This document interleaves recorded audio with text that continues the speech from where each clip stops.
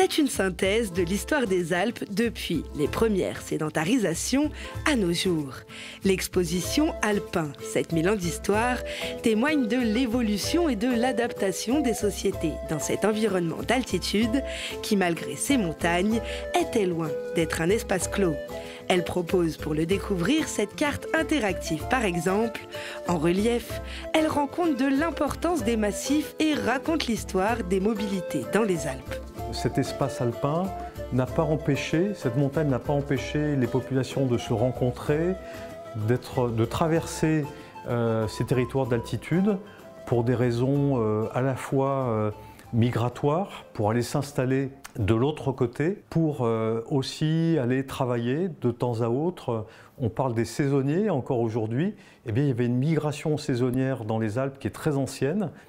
Et puis aussi parce qu'il y a des voies commerciales à travers les Alpes qui existent depuis fort longtemps, mais que ces voies ont profité aussi aux armées qui les ont traversées, ne serait-ce qu'à l'époque romaine, ou encore à l'époque napoléonienne. Et pour que même les enfants puissent connaître et comprendre l'environnement qui les entoure, Charlotte, une jeune bergère, et son chien accompagnent le jeune public tout au long de l'exposition. Alpin, 7000 ans d'histoire, c'est aussi la promesse de découvrir les modes de vie d'autrefois, grandeur nature.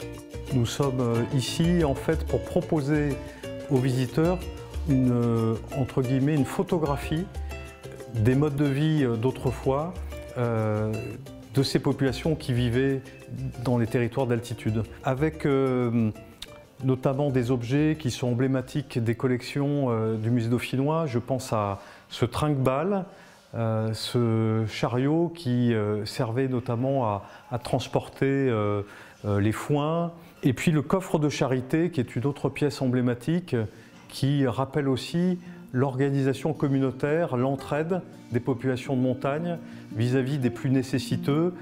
7000 ans d'histoire, c'est aussi la montagne contemporaine du XXe siècle et du XXIe siècle, avec les Jeux Olympiques de Grenoble par exemple, et bien d'autres choses à découvrir au musée dauphinois.